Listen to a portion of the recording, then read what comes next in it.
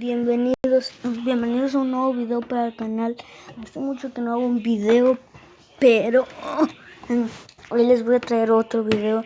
Y hoy vamos a mirar videos espantosos como estos. Así que y vayan a seguir a esta persona que él hace videos animados de nuevas personas. I don't really know, but go follow him. Vayan a seguirlo y vamos a empezar a mirar ahorita. Acá está.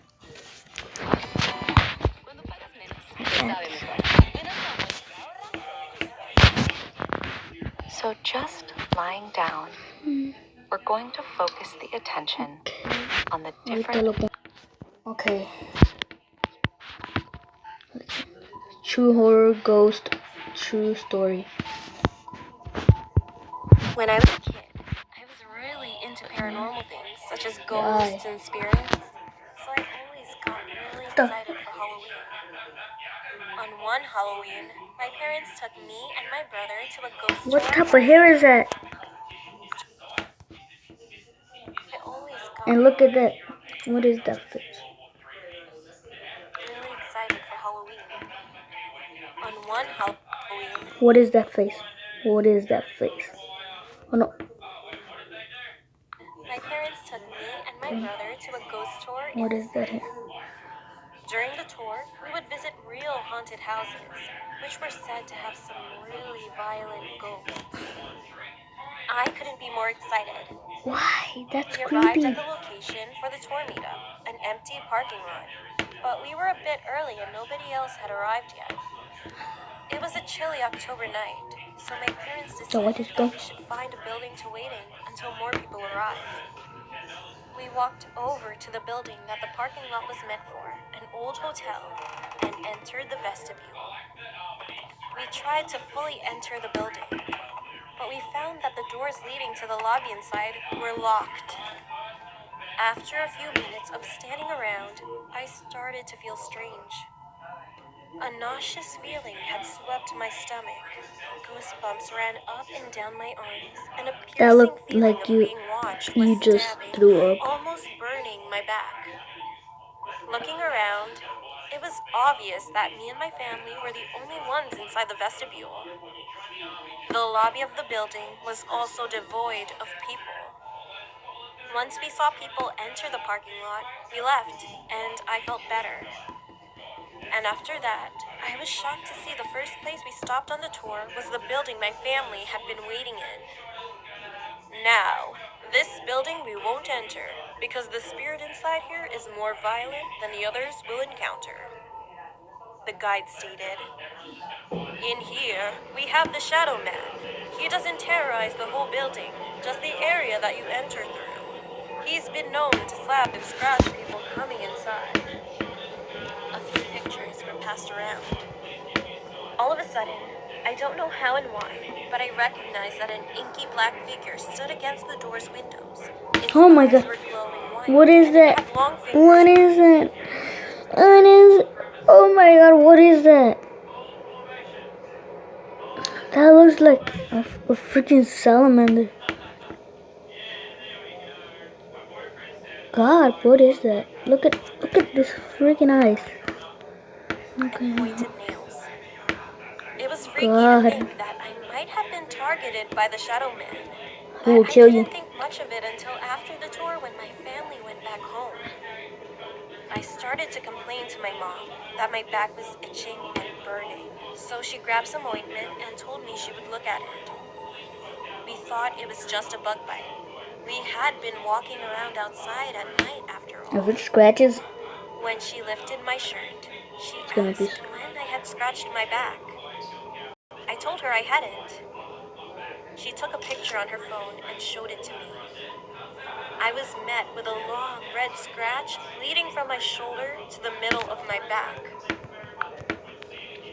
That means that you didn't cry when that happens. You're bleeding. You're bleeding right there.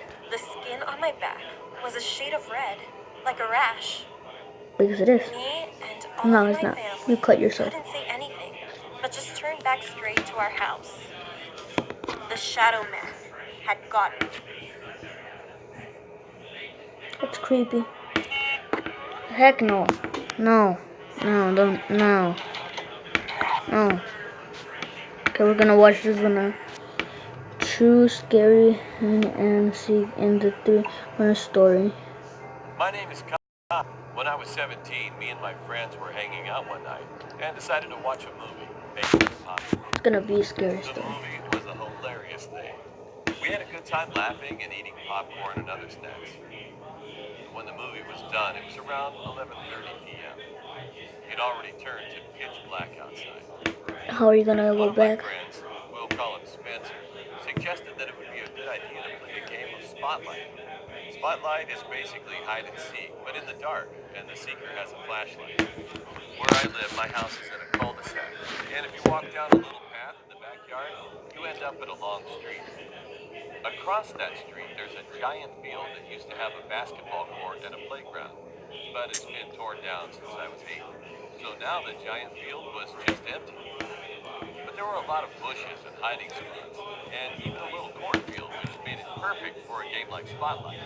So we grabbed a few flashlights and headed to the field.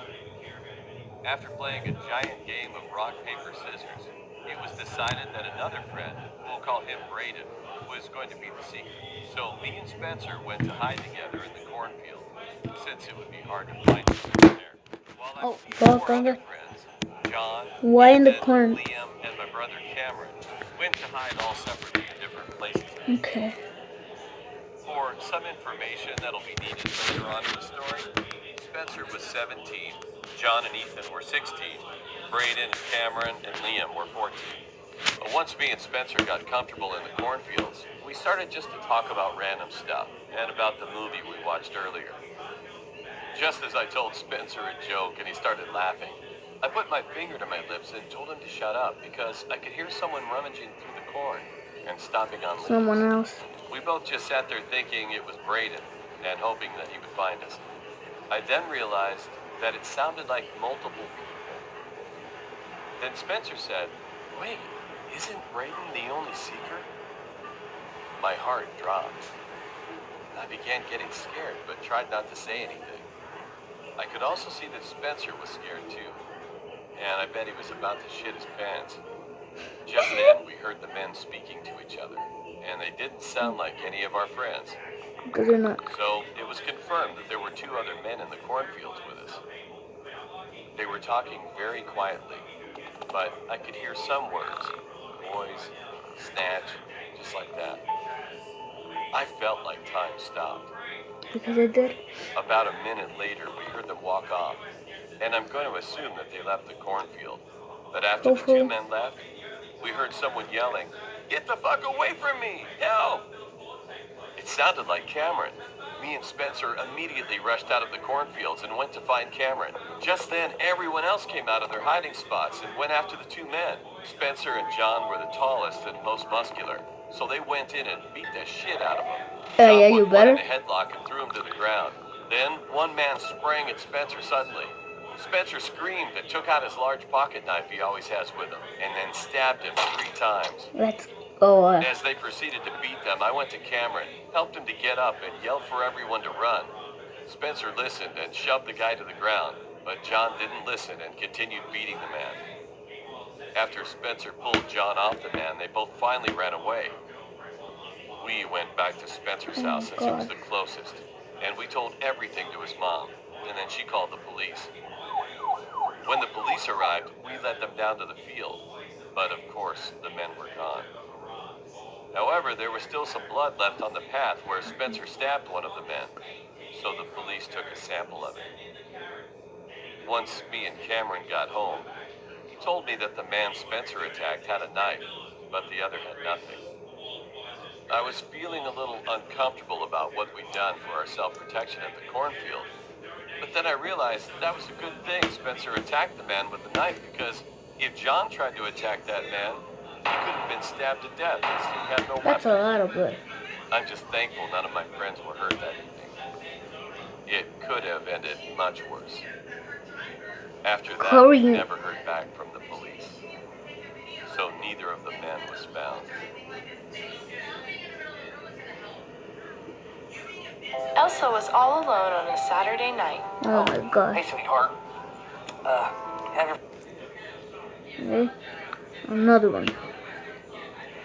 Creepy, lonely, selling story. My name is Ronald, and I'm 19 years old. When this happened, I was 9. I grew up in a very small town in Montana, and during the summer, my brother and I would sometimes sell lemonade by the side of the road. We didn't make a lot of I money, think they're gonna but we get did have fun kidnapped. selling the lemonade to people who were passing by. One hot afternoon, my brother and I were standing at our lemonade Bet stand they're gonna get when we noticed an kidnapped. old rusty car pass by us 2 or 3 times. At the time, it struck me as a little creepy. Eventually, the car slowed down and stopped right in front of the stand. Rusty. There was a woman in the passenger seat, and as she rolled Yep, her window kidnapped. down, I saw she was really skinny with gray hair that was stained a sickly yellow hue. She was smiling at us, but her face didn't look normal. She doesn't. I couldn't He see the man hasn't who was showered. driving very well because he never looked at me and just stared straight ahead. Yeah, Both of them seemed very odd, and their clothes were old and dirty. 'cause they are old. You boys out here selling lemonade all by yourselves? Croaked the woman. Yeah, my mom lets us, I replied. Is your mom home? She asked. Yeah, she's in the house, I said. The woman turned and looked at the man who was driving. He nodded, still staring straight ahead. The woman turned back to me and said, Okay, I'll have a lemonade. That'll be 25 cents, I said as I poured her a glass. She rummaged around in her purse and I could hear coins clinking. Then she pulled out a $5 bill and held it out to me. A chill went down my spine. Why was she handing me a $5 bill if she had coins in her purse? Something just didn't feel right. I don't have any change, I lied. You can keep the change, she croaked. Just come and take it. I was struggling with myself, but, you know, $5 is a lot of money to a kid. I walked up to the car and reached out to take the $5 from her hand.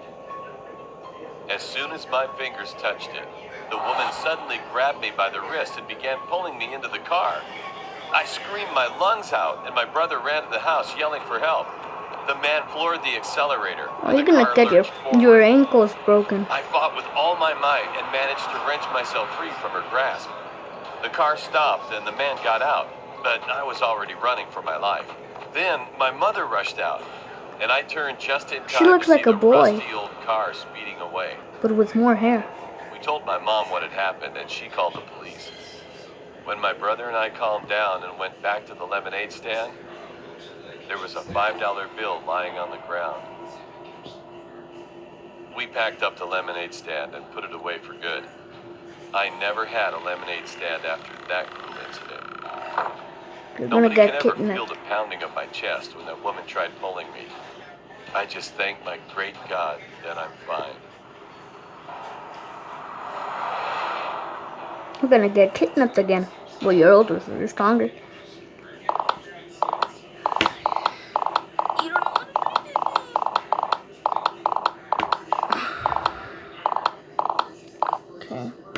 Okay.